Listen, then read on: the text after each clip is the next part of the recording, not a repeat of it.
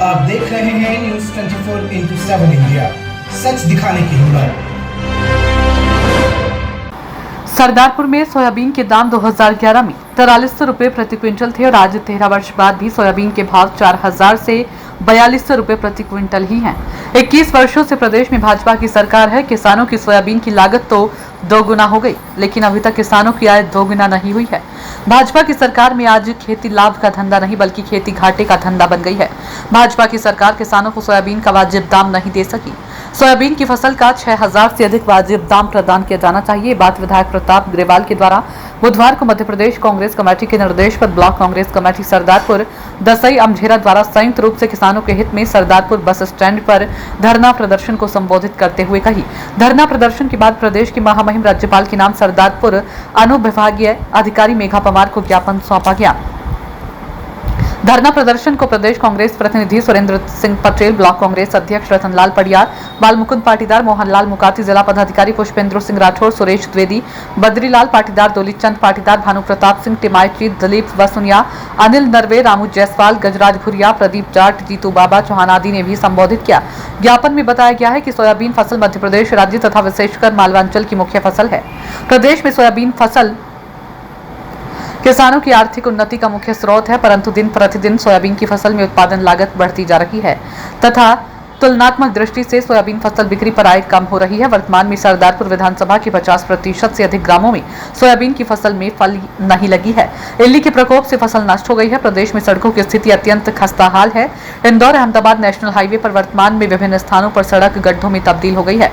राजगढ़ से पारा रोड, सरदारपुर से बालोदा मार्ग, कंजरोटा से तिरला मार्ग, रिंगनौद से गुमानपुरा मार्ग की स्थिति भी दयनीय है।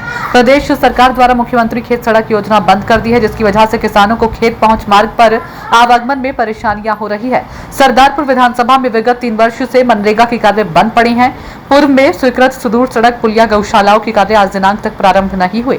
सरदारपुर विधानसभा के सरदारपुर, रूपारेल, झाई, हौला, तलई, तालाबपाड़ा, बांडीखाली, गोंदीरेला, बड्डीपाड़ा, मदद जैसी कई स्कूलों के भवन जीर्ण शीर्ण अवस्था में है एवं कई विद्यालयों में कक्ष में 2 से 3 कक्षाओं की कक्षा का संचालन हो रहा है। प्रदेश में कानून व्यवस्था बिगड़ती जा रही है, जिसके लिए शासन प्रशासन दोनों ही दोषी हैं। प्रदेश में बालिकाओं एवं महिलाओं पर अत्याचार में लगातार बढ़ोतरी हो रही है। राहुल राठौड़ की रिपोर्ट। जी, आज जो किसानों के नेतृत्व में आपने यहाँ पर धरना प्रदर्शन में भाग लेकर और माननीय महामहिम राज्यपाल के नाम जो किसानों के सोयाबीन की मूल्य वृद्धि को लेकर एक ज्ञापन सौंपा है, इसमें किसानों का रोष भी है। इस दिशा में सरकार क्या कदम अभी तक नहीं उठाया, इस बारे में आप क्या कहेंगे? सरदारपुर विधानसभा के किसानों के साथ में आज जो ज्ञापन दिया गया, आप देखिए कि जब से 2011 से 4300 का भाव किसानों को मिल रहा है। 2011 से 4300 का भाव मिल रहा है, जो अभी 2024 तक भी किसानों को 4000 से 4200 के बीच में अपने किसानों को सोयाबीन का भाव मिल रहा है। आज जब भी भारतीय जनता पार्टी की सरकार, चाहे केंद्र में 10 साल की मोदी सरकार हो या 21 वर्ष से प्रदेश में भाजपा की सरकार हो, सबने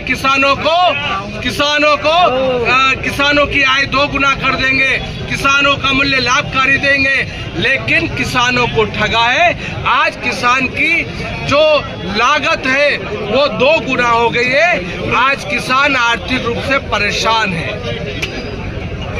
ये किसान लोग जो है धरने पर बैठे हैं, अगर इनकी मांगों को नहीं माना जाता, इस दिशा में अगला कदम क्या होगा?